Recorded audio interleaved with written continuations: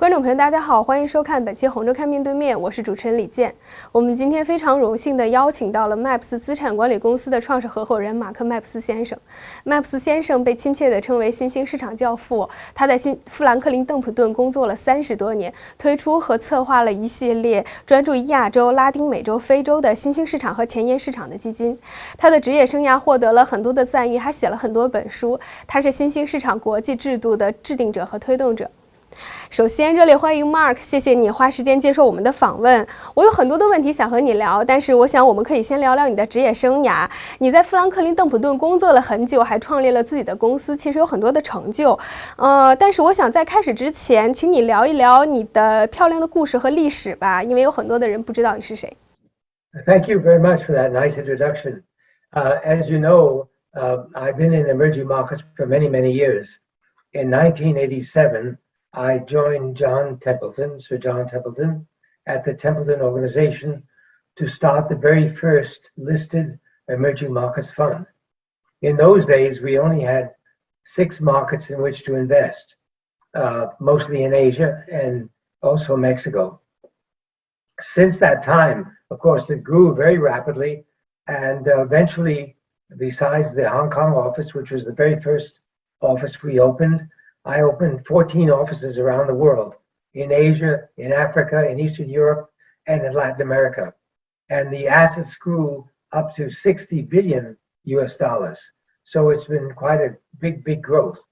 Then, as you mentioned, 2019, I left Franklin Templeton to start a new organization, which was designed to have a fund that focused on ESG plus C. That is, environmental, social, governance, and cultural standards for companies to ensure that companies met those standards, and also to have a portfolio with a very concentrated portfolio. This was very important to us. 你在富林邓普顿工作的30多年的时间内，其实在你的任期内，公司的资产从1亿美元达到了超过400亿美元，这是一个很大的转变。你是怎么做到的？ Well, first of all, performance was very important. Funds were performing very well, and more clients, more and more investors wanted to put money into our funds. Of course, we not only had one fund, but we had a number of specialized funds, Asia funds, China funds, a Korea fund. We had a frontier markets fund, and many different funds, but all dedicated to emerging markets. So the assets grew very rapidly. 我们知道，1987年的时候，约翰·邓普顿爵士找到你，当时是邓普顿公司想要拓展新兴市场的业务。您当时做了什么，让这位有远见的股票投资人找到了你？ Well, I had been presenting to Sir John in his house in Nassau, Bahamas, because I was working for a brokerage firm at that time in Hong Kong, and he was very interested in the research we were doing. So he got to know me, and he knew that I had been working in Hong Kong for many years, and in Asia generally for many years. So he figured that I would be the right man to start the Emerging Markets Fund. 您当时一直在研究香港市场，可不可以给我们分享一下香港当时的情况如何？ At that time, of course, the Chinese market was closed, so Hong Kong was a wonderful way for us to get exposure to the Chinese market. And the Hong Kong market was thriving. It was very active. It was very liquid. So it was a wonderful way for us to invest indirectly in China.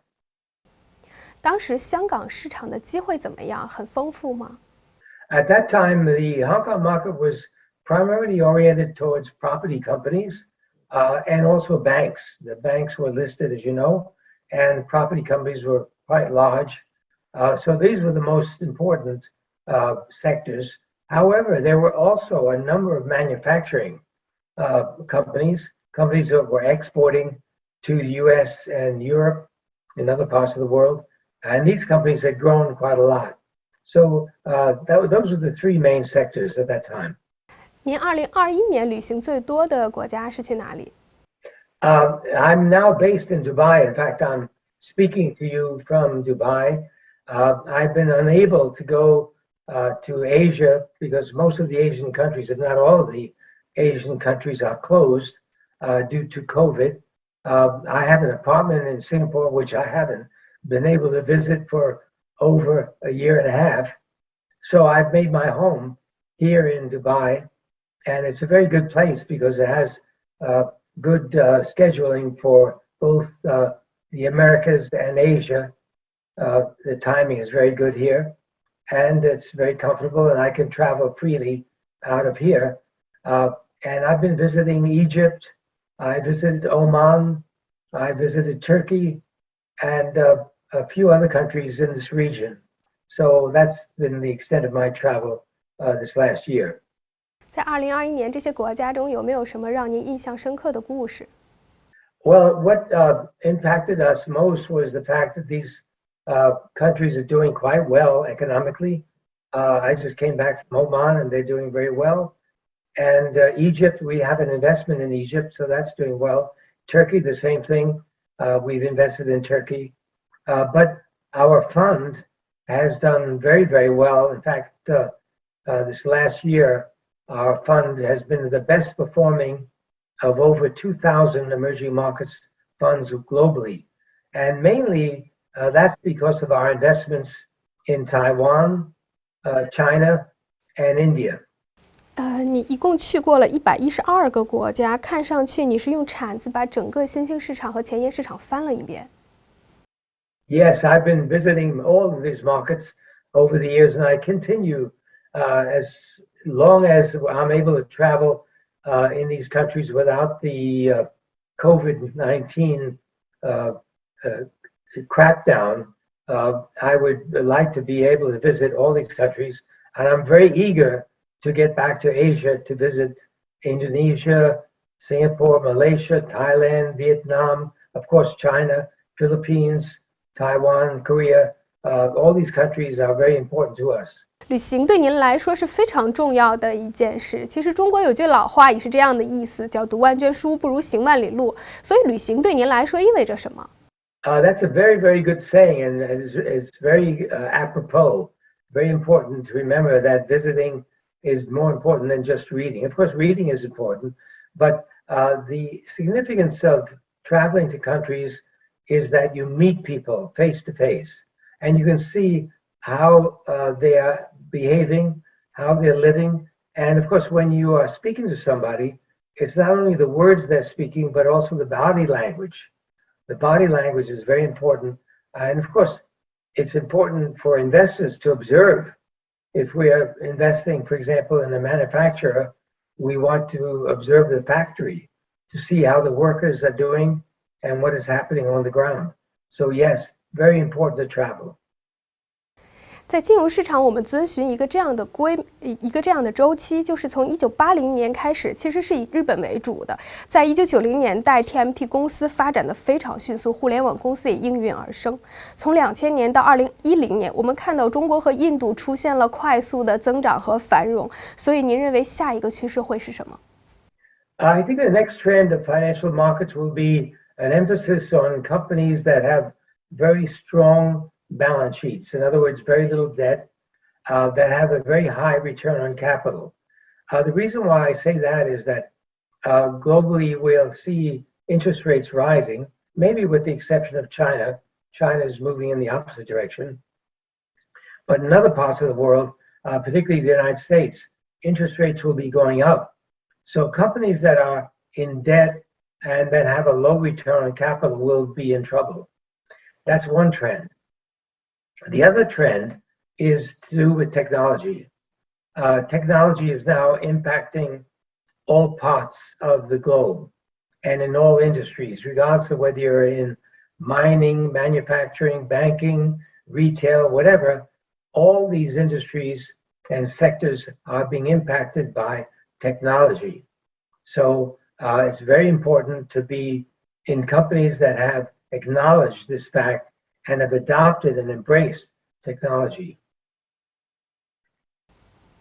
所以您现在是在新兴市场寻找这些拥有技术的公司吗？ Yes, definitely so. In fact, a large part of our portfolio is in technology companies.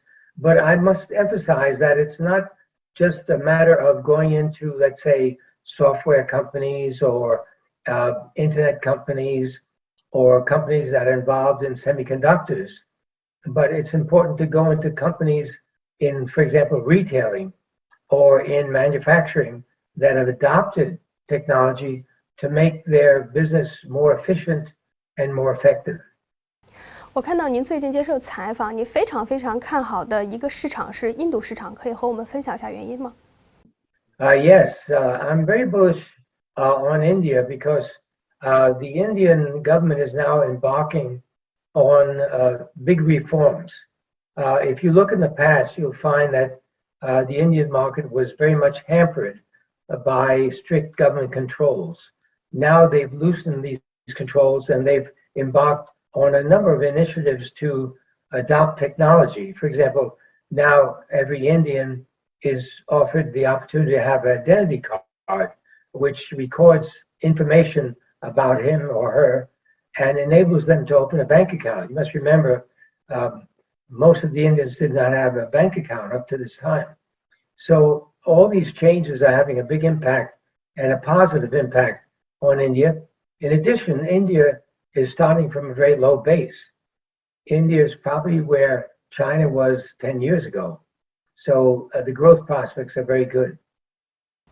所以印度的卓越机会会使得这些海外或者说全球的资金更多的流向印度，而不是更多的流向中国吗？ We've seen recently, because of the Chinese market downturn, some of the so-called index funds, for example, ETFs, have tended to retreat from the China market. But generally speaking, I believe that money will continue to flow into China because there's so many opportunities.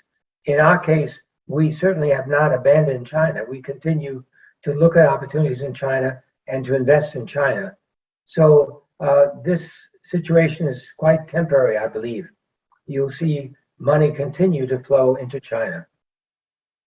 中国和新兴市场的差异开始越来越大，也有越来越多的海外机构把中国和新兴市场策略进行分开投资。您对此怎么看？ Yes, I think some of the institutions and investors targeted China as a special case, and you're going to see more and more of that going forward. More because the Chinese market is so huge. You must remember, China now equals the U.S. in terms of size, if not even larger. And the market in China is growing at a fast pace, so it cannot be ignored. Investors will continue to have special efforts and special conditions and instruments to invest in China. 所以您对中国的策略和整个新兴市场策略是现在已经进行一些区分吗？ No, actually, we have been focused in emerging markets in small and medium-sized companies. And in China, that's still the case. That's also the case. We are focusing on small and medium-sized companies. And actually, the recent government moves in China to have a more level playing field and going after the large companies that have dominated certain sectors of the economy is a very good thing as far as we're concerned. We think this reform will be beneficial for the market as a whole, and particularly for the small and medium-sized companies. 当这些政策，例如说对互联网巨头的反垄断政策出现的时候，您第一时间是会感到担忧，还是觉得机会出现了？ Well, I feel these are very positive moves. I know that some investors get frightened and say, "Oh, this is very bad for the market," but I disagree. I think the moves, anti-monopoly moves by the government and other moves to create a more level and fairer playing field is very good for the long-term health of the market. So I believe these moves will be good and positive. 您有没有关注到腾讯这家公司？它现在在减持一些它持股的公司，比如说京东，比如说4亿印度的公司4亿，您怎么看待它的这个行为？这是一个风险吗？ Of course, yes. There have been these changes that have taken place in the U.S. and in China, which has resulted in the decline.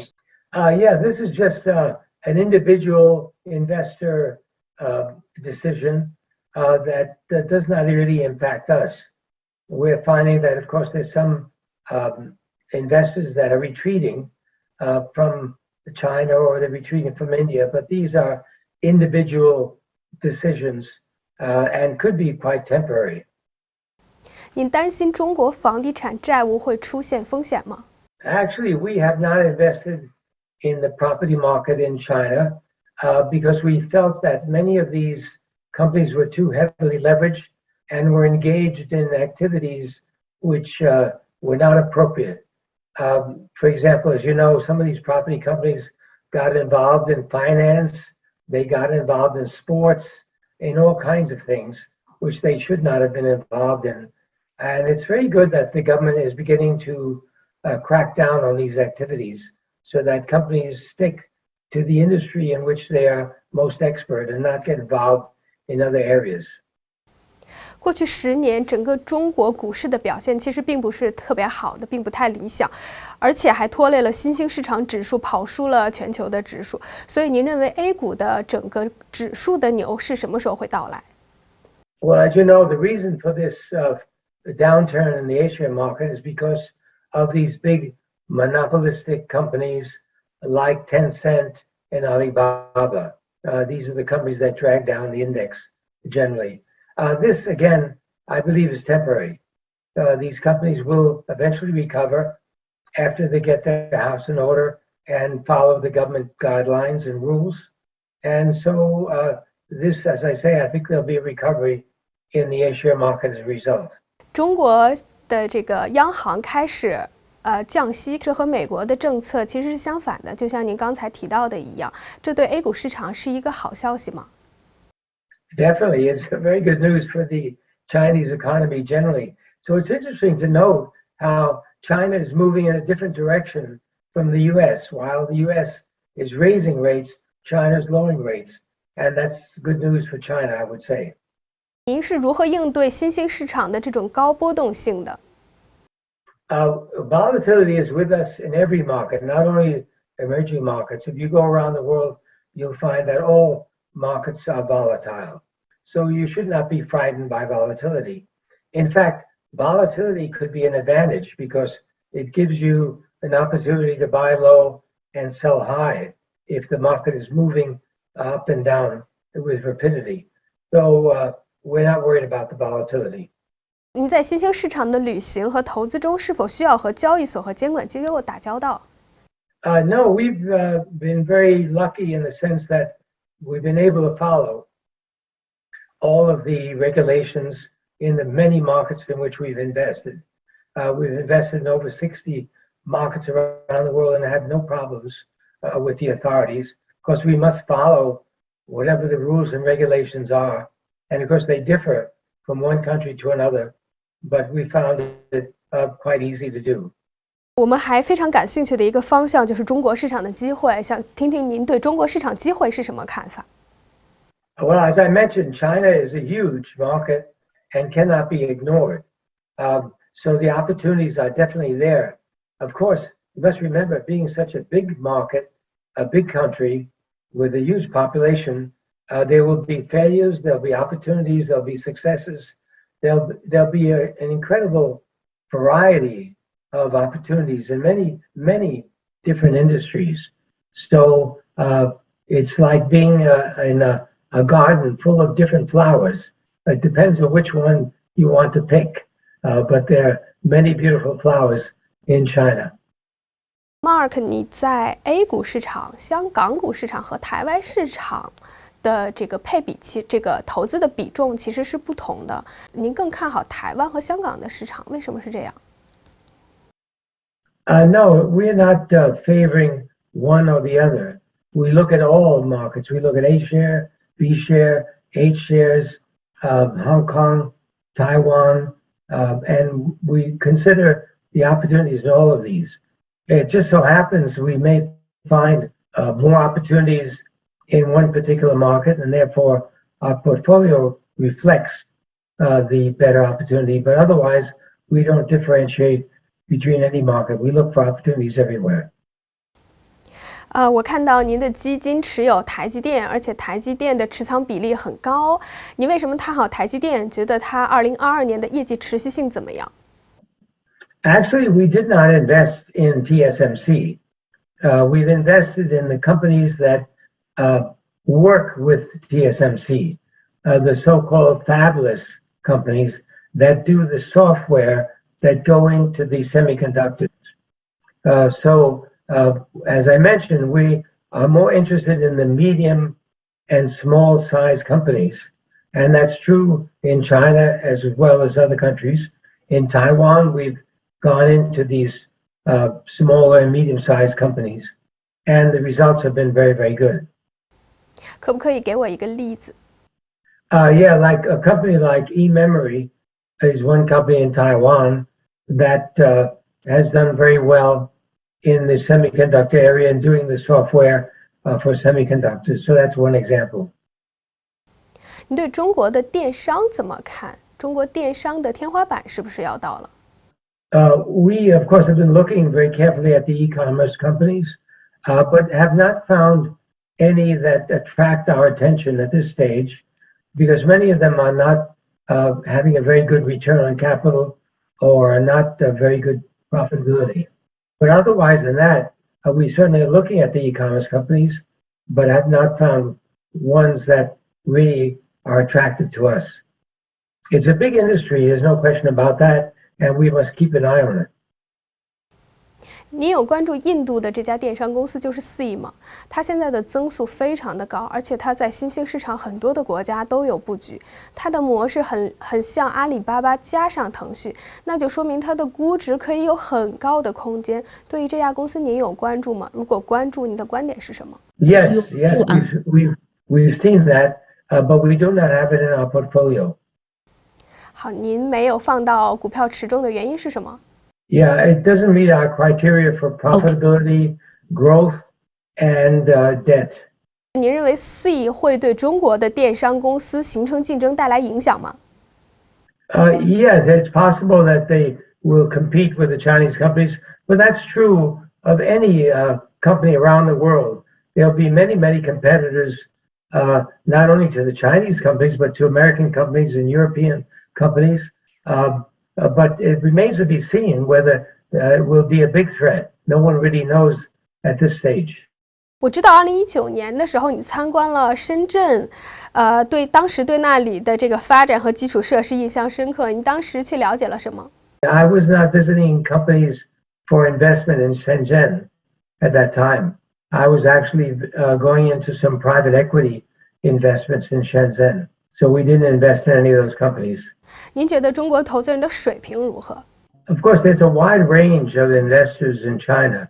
There's some that just gamble and speculate, and there are others that give it a lot of thought and do their research. So you have all kinds of investors in China.